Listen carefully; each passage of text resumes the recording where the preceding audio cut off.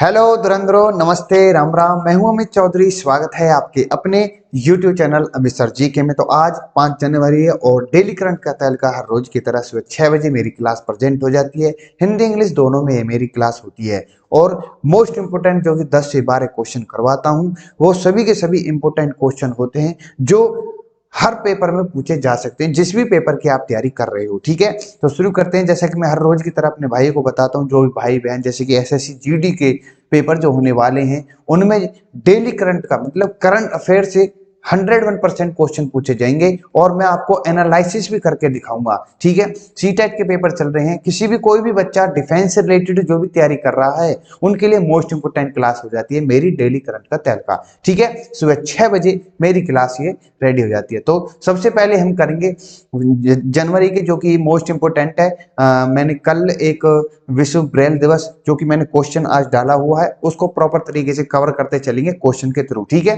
तो 1 जनवरी को वैश्विक परिवार दिवस मनाया जाता है, ये आपको इंपॉर्टेंट है। तो इन दिवसों को आप याद कर लेना। कहां पर? अमित सर जी के पीडीएफ वहां पर मिल जाएगी टेलीग्राम पर, डिस्क्रिप्शन में लिंक दे दूंगा, सीधा टेलीग्राम पर ज्वाइन करो और पीडीएफ को डाउनलोड करो, रिवीजन करो। ठीक है, करंट अफेयर हो, टेस्ट सीरीज हो, प्रैक्टिस सेट हो, जीके से रिलेटेड कुछ भी आपको चाहिए तो मुझे ऑन टेलीग्राम पर पीडीएफ ऑलरेडी पड़ी हुई है आपकी। ठीक है, आज का फर्स्ट क्वेश्चन इंपोर्टेंट क्वेश्चन है, ध्यानपूर्वक सुनिए। पहले मैं क्वेश्चन को पढ़ूंगा, फिर ऑप्शन बताऊंगा, फिर आंसर बताऊंगा और इस क्वेश्चन से रिलेटेड जितने भी पॉइंट इंपोर्टेंट है उनको डिस्कस करूंगा। ठीक है, तो हाइड्रोजन शुरू करने वाला कौन सा दूसरा देश बन गया है? पहले देश को मैं बताऊंगा, अभी फिलहाल दूसरा देश कौन बन चुका है। Which has become the second country to start hydrogen train? तो वो है चाइना, ब्रिटेन, रशिया या अमेरिका। तो यहाँ पर राइट आंसर हो जाता है चीन। वो दूसरा देश बन चुका है जो हाइड्रोजन ट्रेन शुरू कर चुका है। ठीक है मेरे भाई। और तीसरा मैं बता दूं, मुझे लग रहा है अपना भारत होगा, ये आने वाली कुछ टाइम में पता चल जाएगी। हाइड्रोजन ईंधन से चलने वाली ये एशिया की पहली ट्रेन होगी और दुनिया का पहली जो हाइड्रोजन ट्रेन चली वो जर्मनी में चली। जर्मनी कहां पर? यूरोप में। आप सबको मैं ऑलरेडी बता चुका हूं विश्व अफेयर की क्लास में। ठीक है, जर्मनी में हाइड्रोजन की ट्रेन जो कि एल्स्टॉम द्वारा बनेगी। एल्स्टॉम जो कंपनी है ये फ्रांस की है। ठीक है, जिसके द्वारा इसको बनाया गया। ठीक है, यह ट्रेन एक बार में 1000 किलोमीटर तक चल सकती है और 140 किलोमीटर प्रति घंटा की स्पीड से ये पकड़ सकती है। और मेरे भाई 1 किलो जो हाइड्रोजन है वो 4.5 किलो डीजल के बराबर होगी। अब देख लो कितनी खपत है जो होती है आजकल और कितनी बचत करेगी ये हाइड्रोजन। ठीक है, केंद्रीय रेल मंत्री जो कि अश्विनी वैष्णव जी हैं हमारे भारत के मुताबिक, उन्होंने कहा है कि 2023 तक, मतलब दिसंबर 2023 तक भारत में हाइड्रोजन ट्रेन शुरू कर दी जाएगी। ये मोस्ट इंपोर्टेंट है। ठीक है, आप सभी को इसलिए मैं बता रहा था इस क्वेश्चन को, सबसे मोस्ट इंपोर्टेंट क्वेश्चन है वो। ठीक है, नेक्स्ट क्वेश्चन आपके सामने है, केरल के किस जिले में मुख्यमंत्री द्वारा इंडियन लाइब्रेरी कांग्रेस का उद्घाटन किया है? वायनाड, कन्नूर, इडुक्की या पलक्कड़? तो यहाँ पर राइट आंसर हो जाता है मेरे भाई बी, कन्नूर है, जो कि केरल के अंतर्गत एक जिला है। और मैं बात करूं पूरे भारत के अंदर सबसे ज्यादा पुस्तकालय इसी कन्नूर जिले में पाए जाते हैं, ये भी पूछा जाने वाला क्वेश्चन है। ठीक है, इंडियन लाइब्रेरी कांग्रेस का आयोजन people's mission for social development and library council द्वारा कन्नूर विश्वविद्यालय के सहयोग से किया गया है। ये इंपोर्टेंट है, किस किस के सहयोग से आपसे पूछ सकता है। ठीक है, 3 दिवसीय कांग्रेस देश भर में लगभग 3000 प्रतिनिधि भाग ले रहे हैं और इसका उद्देश्य है कि पुस्तकालयों को केवल किताबों के स्टोर के बजाय मनोरंजन और ज्ञान का केंद्र बनाया जाए। ये सबसे ज्यादा इंपॉर्टेंट है। ठीक है, खाली किताबें पढ़ रही हैं और आप मजे गुप्पे गप्पे मार रहे हो, कोई फायदा नहीं है ना। उन चीजों को जागरूकता अवेयरनेस लाने के लिए ये पुस्तकालय खोले गए, उनका उद्देश्य है, एम है अपना। ठीक है, नेक्स्ट क्वेश्चन की तरफ चलते हैं। नेक्स्ट क्वेश्चन आपके सामने है, रक्षा मंत्री ने 3 जनवरी को किस राज्य में शियोम पुल का उद्घाटन किया है? इंपोर्टेंट क्वेश्चन है। ठीक है, रक्षा मंत्री कौन है? हमारे अमित शाह जी है। तो हिमाचल प्रदेश में हुआ है, आंध्र प्रदेश, अरुणाचल प्रदेश, महाराष्ट्र। तो यहाँ पर राइट आंसर हो जाता है मेरे भाई सी, अरुणाचल प्रदेश के अंतर्गत हमारे जो रक्षा मंत्री है 3 जनवरी को शियोम पुल का उद्घाटन किया गया है। ठीक है, ये मोस्ट इंपोर्टेंट है। सीमा संगठन जो सड़क संगठन है उसके द्वारा पूरी की गई 27 बुनियादी ढांचा परियोजना उद्घाटन किया और ये प्रोजेक्ट 724 करोड़ की लागत से बना है। ठीक है, लद्दाख से अरुणाचल प्रदेश चीन के साथ सीमा बुनियादी ढांचे का विस्तार है करेगा ये। और शियोम जो पुल है आपसे पूछ सकता है शियोम पुल कहाँ पर है, क्या किस राज्य में है, किसके द्वारा इसको शुरू किया गया, किस किस को टच करता है, ये सभी चीजें इंपॉर्टेंट है।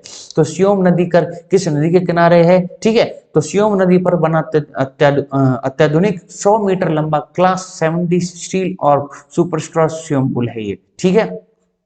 और 28 परियोजनाओं के उद्घाटन के साथ 2022 में दौरान 2897 करोड़ रुपए की लागत से BRO जो की है सीमा सड़क संगठन कुल 103 बुनियादी ढांचा परियोजना राष्ट्र के समर्पित किए गए हैं। ये भी इंपॉर्टेंट है, ठीक है। थोड़ा सा पॉइंट इसलिए बढ़ा देता हूं मैं क्योंकि आप क्वेश्चन को अच्छी तरह से जान सको, ठीक है, उसका पूरा एनालिसिस जान सको, ठीक है।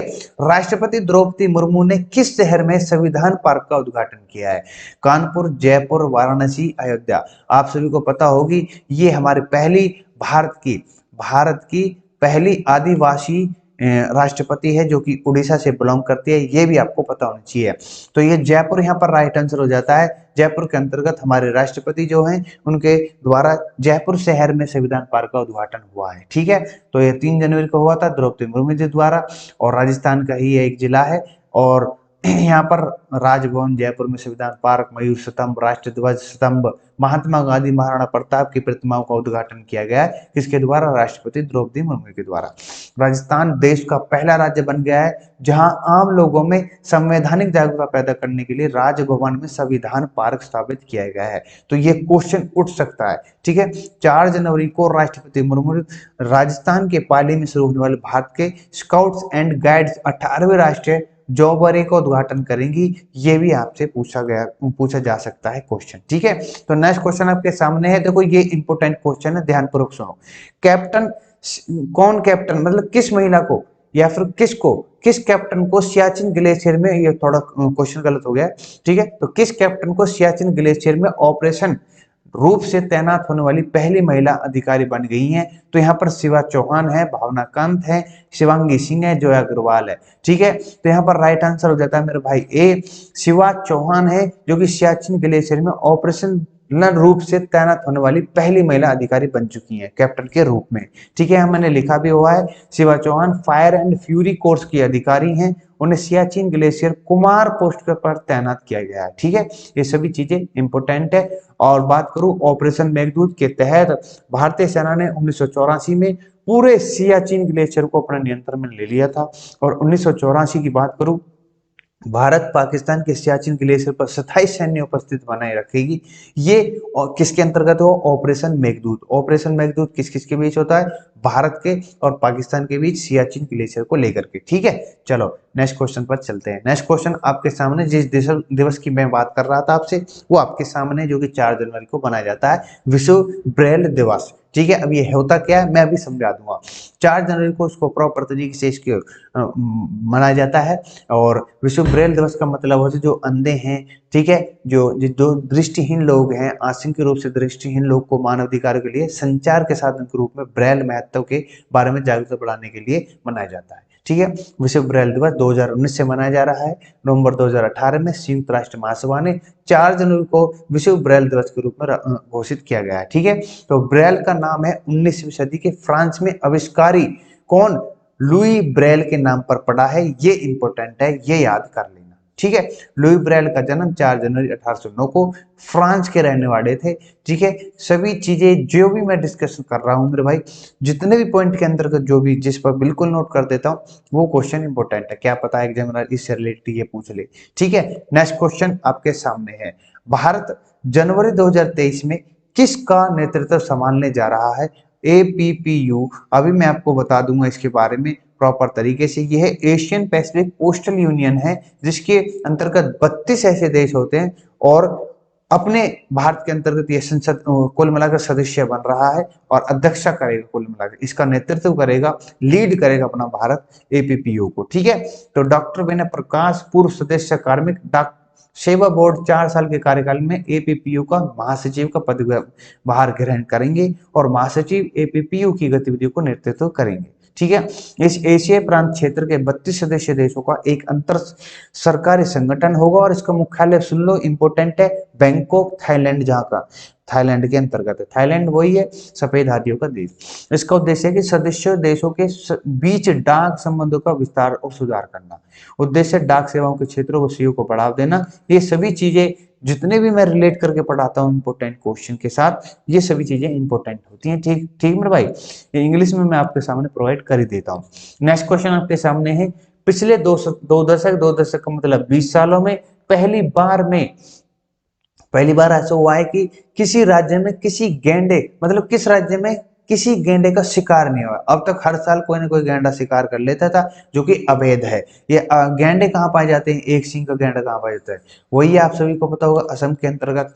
ठीक है, इंपॉर्टेंट है, वही काजीरंगा राष्ट्रीय उद्यान। ठीक, तो उसी के अंतर्गत सबसे ज्यादा गेंडे मिलते हैं एक सींग वाले। ठीक है, जिसको लेकर के वो मशहूर है।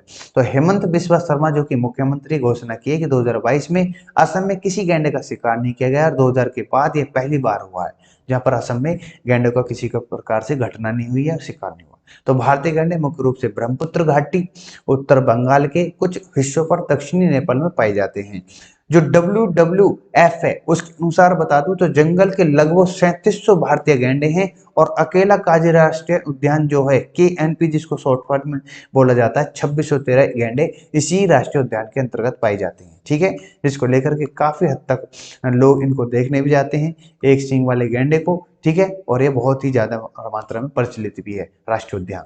नेक्स्ट क्वेश्चन आपके सामने है, इंपोर्टेंट क्वेश्चन है मेरे भाई, और आराम से जो भी मैं समझाने की कोशिश कर रहा हूँ अपने भाइयों को, सभी चीजें इंपोर्टेंट है। मैं पहले भी बता चुका हूँ कि मेरे भाई, मेरी जितनी भी क्लासेस पढ़ी हैं जीके से रिलेटेड पढ़ी हुई हैं, और जीके से रिलेटेड जैसे कि जियोग्राफी है, हिस्ट्री है, और सिविक्स या पॉलिटी या संविधान जो है, ठीक है, उसको लेकर के टेस्ट सीरीज, प्रैक्टिस सेट, ये सभी क्लास समेत पढ़े हुए हैं। मैंने ऑलरेडी बेसिक रूप से 6 to 10th एनसीईआरटी बेस्ड पर मैंने क्लासेस करवाई हैं, क्लास के चैप्टर करवाए, चैप्टर के साथ मैंने क्वेश्चन भी करवाए, क्वेश्चन सीरीज करवाई हैं उन्हीं के साथ साथ। ठीक है, ये सभी चीजें इंपॉर्टेंट है, बेसिक लेवल से स्टार्टिंग कर रहे थे मैंने अपने चैनल की, और आज मैं आपके सामने ये सभी चीजें बता रहा हूँ। ठीक है, तो नेक्स्ट क्वेश्चन आपके सामने है, किस संस्थान ने उत्कर्ष 2.0 नाम से अपनी माध्यम अवधि की रणनीतिक रूपरेखा शुरू की है?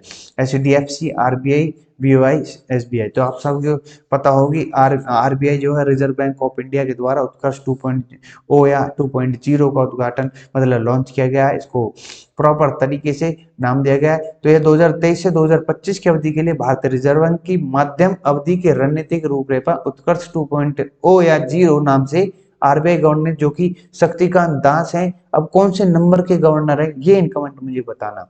2019-22 की अवधि की कवर करने वाला पहला रणनीति ढांचा जुलाई 2019 में लॉन्च किया गया, और उत्कर्ष 2.0 2022 संस्करण के 6वें जो विजन स्टेटमेंट के साथ साथ कोर उद्देश्य, मूल और मिशन स्टेटमेंट को बरकरार रखेगा। ये सभी चीजें जो भी मैं इससे रिलेट करके डाल देता हूं आपके सामने, ये क्या होता है कि एक क्वेश्चन को थोड़ा सा, जैसे कि एक क्वेश्चन मैंने करवाया और क्वेश्चन के ऑप्शन मैंने डलवाई, उसका आंसर बता दिया है, अगर उससे रिलेट मैं आपको कुछ बातें अलग से नहीं बताऊंगा तो वो क्वेश्चन आप भूल सकते हो, इसलिए मैं पॉइंटों को डाल देता हूं ताकि आपको ध्यान रखे। ठीक है, इसके साथ साथ क्या क्या चीजें हुई हैं। ठीक है, तो नेक्स्ट क्वेश्चन आपके सामने है जो कि इंपोर्टेंट है, किस संस्था ने भारतीय इंटरफेस फॉर मनी, जिसको भीम बोला जाता है, ऐप विकसित किया है?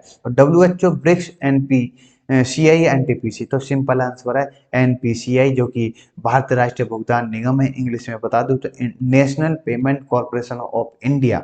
ठीक है, इसके द्वारा इसको लॉन्च किया गया था, 30 दिसंबर 2016 को भारत ने लॉन्च किया था, और इस भुगतान एप्लीकेशन को NPCI द्वारा स्वदेशी रूप से विकसित किया गया था। ठीक है, और ऐप यूजर्स को यूनिफाइड जो UPI जो होता है, payment interfere, unified payment interface, ये क्वेश्चन पूछे गए हैं, इसकी फुल फॉर्म क्या है, जो कि यूपीआई बहुत बोलते हैं। ठीक है, उपयोग करके सरल और त्वरित लेन देन देने का होता है। ठीक है, तो मेरा जो मेन मुद्दा है, मेन मकसद जो होता है मेरे भाई, कि हर चीज को मैं प्रॉपर तरीके से उसको डीपली वाइज समझाऊंगा अपने भाइयों को। ठीक है, मैं ये नहीं चाहता कि किसी प्रकार से किसी भी क्वेश्चन के अंतर्गत कोई भी पॉइंट रहे, ठीक है, उन सभी को मैं एनालिसिस करना चाहता हूं, और चाहे वो ऑप्शन वाइज हो, ऑप्शन वाइज समझ में ना आए आपको, अगर आपको ऑप्शन में किसी में दिक्कत आ रही है, किसी क्वेश्चन को लेकर के आंसर गलत दे रहा हूं मैं, तो आप मुझे बता सकते हो, नेक्स्ट क्लास में उसको मैं अच्छे तरीके से आपको बता दूंगा। ठीक है मेरे भाई, तो यही चीजें मुझे बतानी थी अपने भाइयों को, और टेस्ट सीरीज चली रही है CTET के तरीके से, और SSC के लिए, SSC वाले जो GD वाले बच्चे हैं उनके लिए बहुत ही जल्द इंपोर्टेंट 20 क्वेश्चन और विद करंट अफेयर के साथ में क्लास शुरू करने वाला हूँ। ठीक है, अभी थोड़ी सी फैमिली प्रॉब्लम हो रही है तो इसलिए मैं उस क्लास को शुरू नहीं कर रहा हूँ। ठीक है, तो विदा लूंगा अपने भाई से। नमस्ते, राम राम, जय हिंद, जय भारत। मिलते हैं नेक्स्ट क्लास में।